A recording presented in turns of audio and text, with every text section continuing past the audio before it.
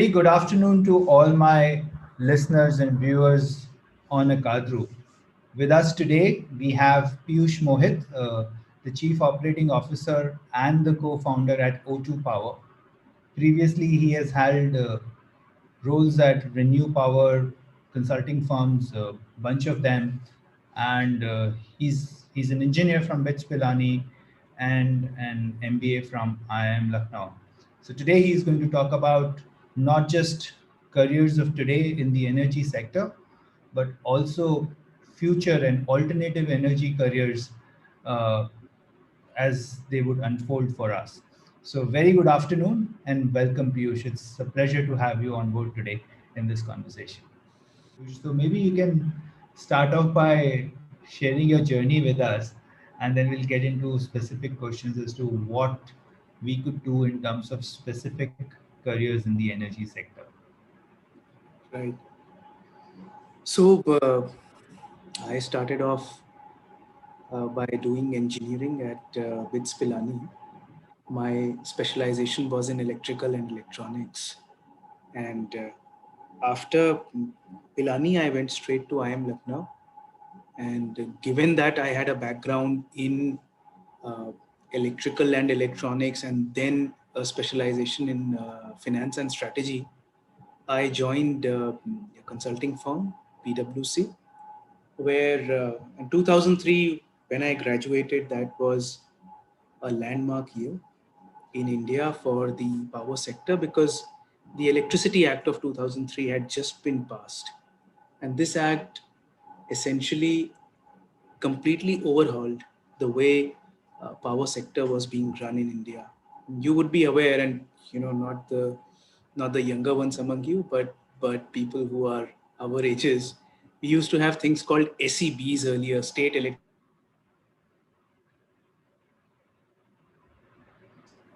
completely non-transparent, that would generate power, transmit it, and then distribute it to our homes, to industries, to farmers. And Electricity Act decided to bring more competition in the sector and therefore unbundle SEBs into generation, transmission, and distribution companies and set up regulators that would determine the tariffs and that would allow for cost recovery based on commercially accepted principles. And so this required a lot of work in the country. PwC was working with multilateral institutions, with Government of India, with state governments to get the terms of Electricity Act implemented in the country, and I became part of that. So that's how my journey started with power in India. Back then, I used to find comfort in the fact that this was a core infrastructure sector, and the more you could do for improving the condition of power in the country, it would have a cascading effect on the GDP and the overall growth. So that kept me going in this sector while I changed companies but continued to remain in the sector. And then came the year 2011, which I believe was the milestone for my career. Today, I am talking to you about renewable energy, about alternative energies, is probably because of what happened in 2011. While India was already a global leader in terms of the wind capacity that was installed here, but on solar power, we had almost nothing. And then that year was the year when government decided to bring an ambitious mission called Jawaharlal Nehru National Solar Mission, which gave a target of 20,000 megawatts to be set up in the country. And nobody knew about what solar power was. So I, as part of KPMG then, we decided to bring out a thought paper on solar power and what it could do for the country. This is very interesting. One of the things that we decided to include in our paper was how would solar power compete with, because India has traditionally been a coal-based power producer, which is coal is dirty but cheap. So most of our generation was happening on coal. So we decided to compare coal with solar and see where we land up 5 years down the line, 10 years down the line. And so for that purpose, we knew, because we had been working in for coal-based thermal power, we had the capital cost benchmarks, we had fuel cost benchmarks, and we could do a fairly good cost estimation. Uh, but on the solar side, because it was new, we broke the entire value chain of modules. Modules is the largest cost item in solar. So we broke the value chain into ingots, wafers, cells, modules. And we started looking at the technology trends that would save costs, efficiency trends that would improve the generation efficiency. And after we had done all that, we realized that, and this is in 2011, we realized that by 2018 or by 2019, solar would be cheaper than coal-based power. And while I had been part of this analysis, it sort of shocked me as well. I had not estimated this would happen, because just as a benchmark, the very first uh, bid had discovered a tariff of 12 rupees 70 paise For solar. solar. Back then, thermal coal used to be at about 3 rupee 80 paisa to 3 rupee 20 paisa. That was the range. So to be able to say that power which is upwards of 12 rupees would be cheaper than coal-based power in a span of 7 to 8 years was actually eye-opening. And we came out with that paper. It was received well in the industry. It also became part of course material for some academic institutes. Gave me a lot of satisfaction. And then over the next 1 or 2 years, I did see the trajectory moving towards what we had forecasted. That gave me a lot of confidence in this sector. Plus, obviously, the benefit. I mean, we all know how power sector as we know it traditionally has been the same.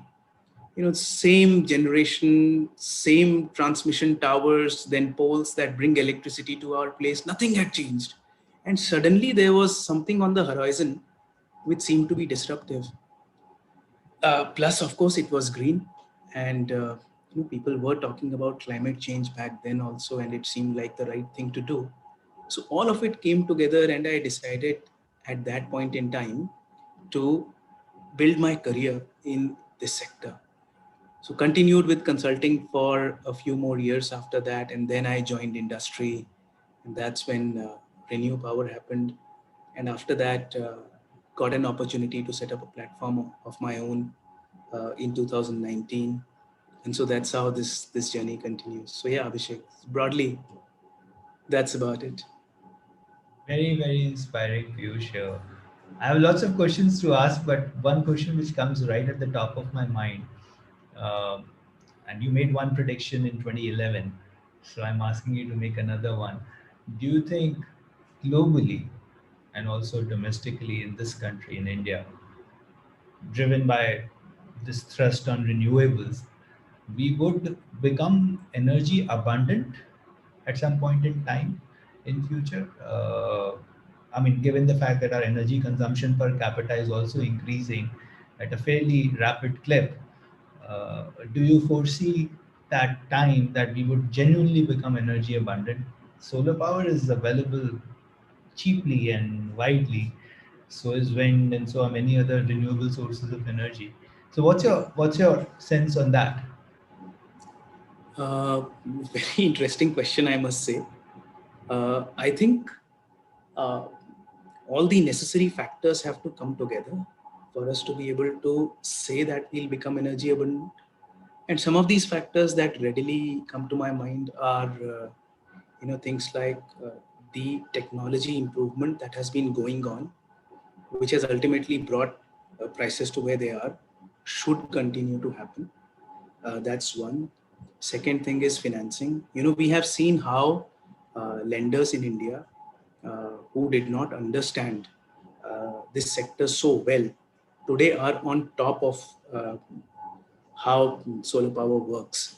And that has built comfort in the lending community, and that is showing up in how easily and the rates at which financing is now available for this sector. Um, and this, there, I would say things are more promising. We are seeing more interest in financing of those assets which are green. So I think that's where I have comfort. The third factor I would say is land. And again in India, if you look at states like Rajasthan, Gujarat, Andhra, Telangana, to some extent Maharashtra, Madhya Pradesh, parts of UP, land is not a problem. Physical availability of land is not a problem. The surrounding laws and approvals, they sometimes become the bottleneck. So as long as state governments remain favorable, they have policies which enable this sector to grow, I don't even see land as an issue. The fourth factor is storage, because while we have a lot of sun, the fact remains that this peaks at about 2 o'clock at noon, starts at 7 in the morning, and then starts fading off by 4:30 in the evening. But our demand is continuous across 24 hours of the day. So for this energy to become abundant, we need to be able to manage the demand and supply curves.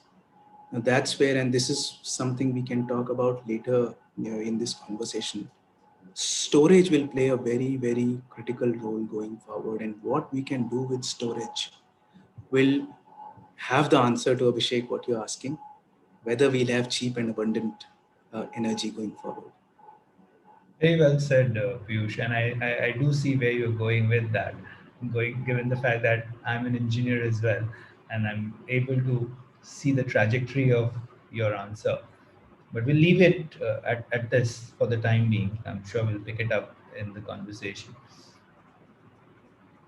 And taking a holistic view, right? Not just energy sector, but also looking at alternative energy scenarios which are developing, including fuel cells, storage batteries, and new and novel mechanisms. What do you think would be the landscape of careers and skills in the energy sector, let's say in 2030, 10 years from now? Mm. See, I think the current careers in this sector, they will continue to be the way they are. There is growth. And so therefore, whether you talk about EPC or you talk about production of modules, structures, cables, inverters, these things will continue to be there. But uh, promising careers that are evolving and should be there in future for the students of today. I think I want to focus on a couple of these areas. One, as I said, storage technologies. Uh, when we talk about lithium ion batteries, 30 years back, where they were, today they are at 2% of that price. And Abhishek, you have a very good article. I just went through it a couple of days back on your portal, and anybody who's interested in batteries can read through it. Very clearly lays out what has been happening in the lithium ion space that has led to battery prices crashing. Having said that, even today, while we may see the benefit of that in the way the cost of mobile phones or laptops or other electronic gadgets has fallen, but power sector needs a lot of these batteries, and they make power expensive. So if today we are talking about uh, non-battery integrated solar power, it is cheaper than coal. But if you put batteries, and depending on how much firm power you want along with batteries, because that decides how much battery you would integrate, it could be almost at the rate of coal or maybe slightly higher. And so therefore, the whole world is actually looking at fast strides in battery technology, so that batteries can also play the game that solar has played. And battery integrated solar or battery integrated solar and wind becomes cheaper than the traditional sources of power going forward. And I think, we are by no means close to the maturity of this technology. There is a lot of potential. And this is something, integration of uh, energy with storage in whatever form, it may not necessarily be batteries, there are certain other sources also, is a use case for the world. That is a very critical use case, and where billions of dollars would be invested going forward. So that's going to be an interesting area for students of today. And it is not just about batteries. Some countries have already started focusing on other storage technologies, and this is because of multiple reasons. For example, people say the rare earth materials that are used for lithium ion batteries, things like zinc, cobalt, etc., today are being mined in those countries in Africa which don't have very stable political regimes, or in places like China, which can disrupt global supply chains at their will. And so, not everybody is comfortable with this technology, and people want to have something which is more abundantly available, nobody monopolizes it. And over the past decade or so, I think hydrogen has come to a point where people now see promise in hydrogen. When you look at and when you study about hydrogen, you'll see people have attributed a lot of colors to hydrogen, although it's a colorless gas. Depends on how you produce it. So there's gray hydrogen, which is generated from methane. So you take the hydrogen molecule out and you emit the carbon molecule. So it's called gray because it's releasing carbon in the atmosphere, and so it's not very beneficial for the environment. But that's how today most of the urea making, or wherever you see hydrogen being used, is coming basically from methane. Now people are talking about green hydrogen, which is electrolysis of water from renewable energies. And this is as clean as you can get it. So people are talking about this. They are electrolyzers, which are expensive today, and that is one big reason why green hydrogen is today quite costly compared to other variants of hydrogen. But again, a lot of research is going on in this area. And once we have green hydrogen, which is cost competitive, at that point we'll start to see things like things which are very difficult to decarbonize. Shipping industry, aircrafts, you can't put batteries on them and expect them to remain very efficient. So that's where green hydrogen would be quite helpful. So, in terms of career, I would say this entire integration of energy with different forms of storage is a promising area. The second area that comes to my mind is, anyway, it's a buzzword now, digital. Uh, Far too long we have been using wind turbines, we've been using solar panels, uh, not knowing what's going on under the hood, so to say.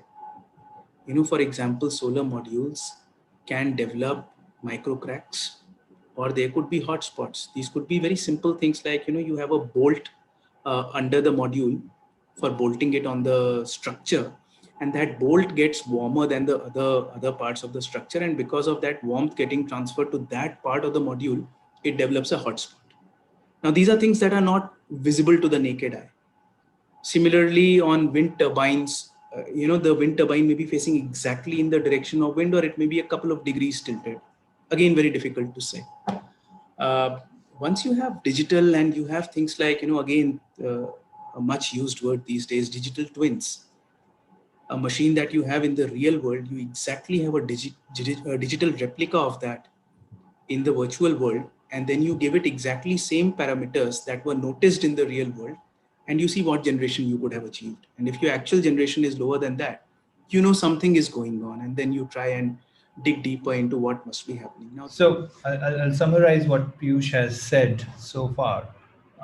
And for those who have joined us late, he's talked about promising careers in the energy space in times to come. His large focus has been on ecosystem level changes, specifically in terms of storage, the laws of the land, land acquisition, and especially integration of the financial sector in the space of energy, and coupled with it, unleashing new opportunities. Just now, Piyush was talking about storage specifically and how this is unlocking new careers and new dimensions set. Sure, sure. So ESG is environment empathy, social responsibility, and corporate governance. These three things, when they come together, they fall under the domain of ESG. And we have, there is a lot of talk right now on how climate change, and we've seen this now. We don't need to talk about it in too much detail. What we've just seen on the western coast of India, cyclone Taute, Arabian Sea has been a hotbed of cyclones, but we don't notice them because usually they move westwards and then they dissipate within the ocean itself. Now, because of changing wind patterns, because of climate change, instead of moving westwards, they have started somehow moving eastwards. And now they have started to hit the western coast. So we've seen that. We also see Yas coming now. So it is quite evident in the way the weather is changing. So people are becoming more conscious of the impact we are having on the environment. So environment is part of ESG. Social responsibility, which is, we are drawing raw materials, we are drawing manpower from the areas in which we are operating. How do we handle these resources in a fair and a socially responsible manner gets covered. And then corporate governance, which is all about the management integrity and the honesty with which businesses are run. So, uh, we people have spoken about how good deeds ultimately pay dividends in the longer run. ESG is sort of that space where the investors say, well, these companies are doing good within the overall ambit of ESG, and so therefore they should command premiums compared to others.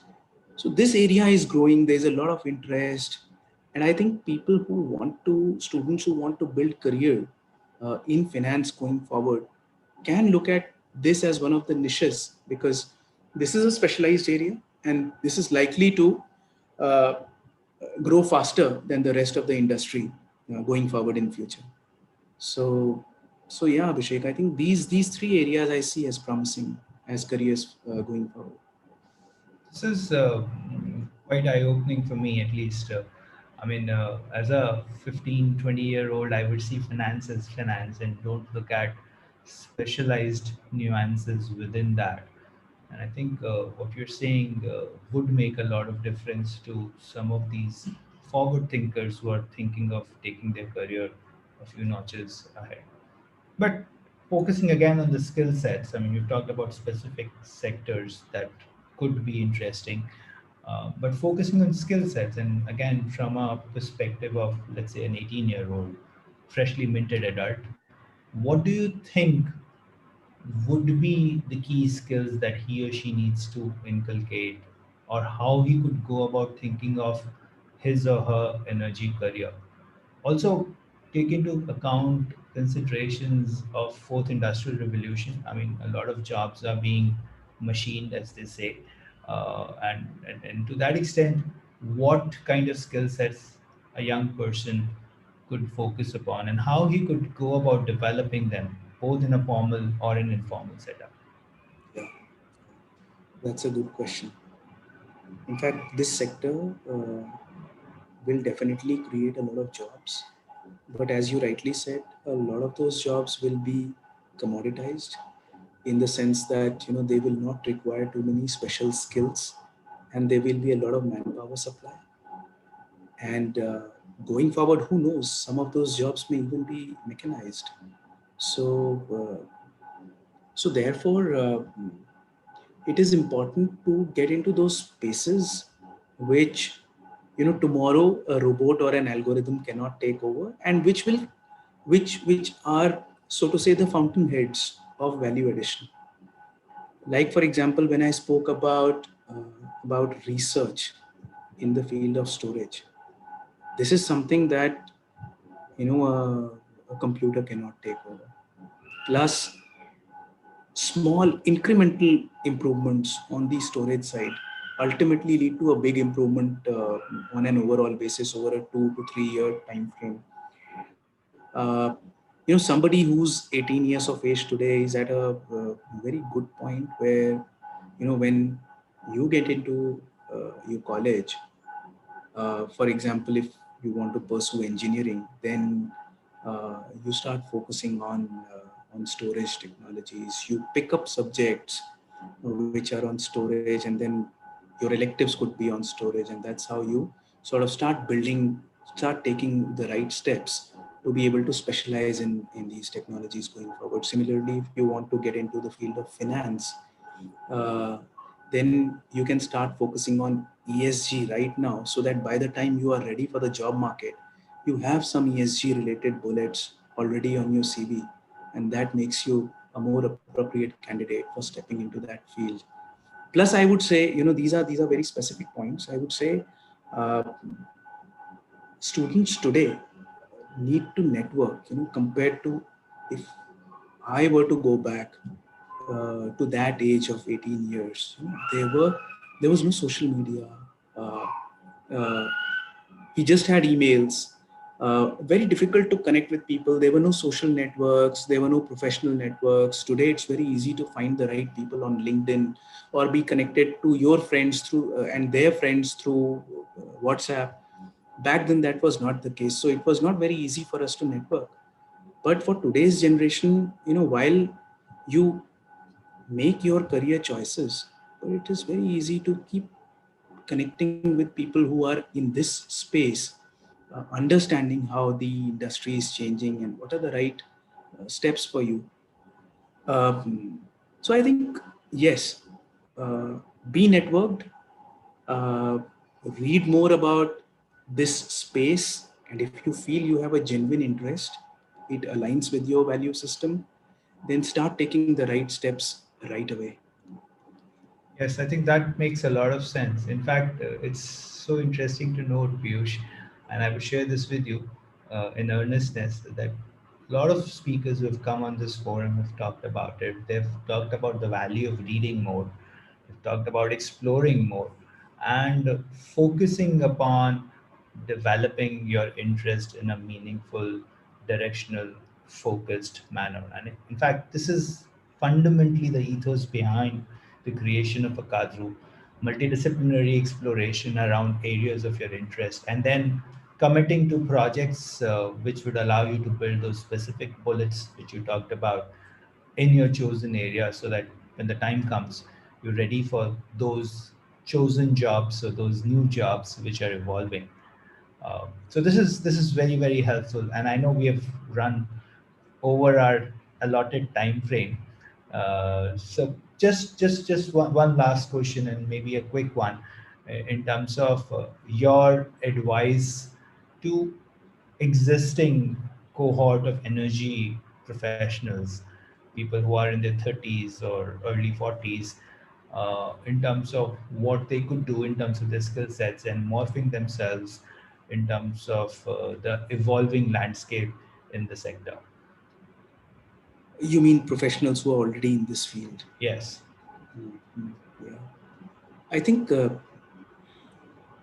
quicker they realign, uh, the better it is. So I have seen people who, uh, for example, on the construction side, who were doing EPC for thermal power. Early on, they moved on to renewables. And there were a lot of naysayers also, people who said, look, the bare minimum size for a thermal plant today is 600 megawatts. A solar plant is 5 megawatts. And so therefore, why go into that space, such tiny projects? But people who saw that this 5 megawatt will fairly soon become larger, 200 megawatts, 300 megawatts, and higher, and thermal construction in India would come to a standstill. And they entered this sector at a time, and they say there's this first mover advantage. They entered this sector at a time when the manpower was in short supply, versus people who have decided to move in now. And this takes me back, Abhishek, to your point you were making, which is about about reading and keeping, building a perspective, keeping an open mind. If you are reading more, you are building your viewpoint, you will be able to look farther in future, and True. that's when you'll be able to take these calls. So my suggestion would be for professionals who are already in this industry to to keep reading about it, to talk to their peer network, understand who's doing what, why. It's very easy. Ultimately it's a energy sector is a small world. Talking to people, finding out, then taking your own decisions. But I think the churn that is going on in this sector, not just in terms of how power was generated earlier to how it is generated now, to also how new solutions are emerging. Like we were just talking about, storage integrated power. How those new solutions are emerging for professionals who are in the field of finance, um, within this industry. How from domestic financing this industry went to ECB financing, which is foreign sources of debt, to bonds, and within bonds to, from dollar bonds to masala bonds. On the equity side, different hues of investors coming in, private equity to pension funds. They it's a very varied space, uh, within the renewable energy space. So just keeping themselves abreast of the industry trends, whether it is on the manufacturing side or on the financing side, and then deciding what calls do they need to take to make sure that they keep growing in their careers. Yes. Very, very excited to hear about your views, and it was very energizing. Thank you so much, Piyush. I think there was tons of advice, both for budding energy specialists and the ones who are already there in this space. We will come back to you, Piyush, if we have more questions, if you would be kind enough to answer those. But for the time being, thank you so much for being on this show Thanks. and talking to us about your viewpoints, about your journey. It was really, really inspiring. Thank you so much. Thanks for having me over. Have a great day, Piyush. Bye bye. Thank you. You too. Bye bye.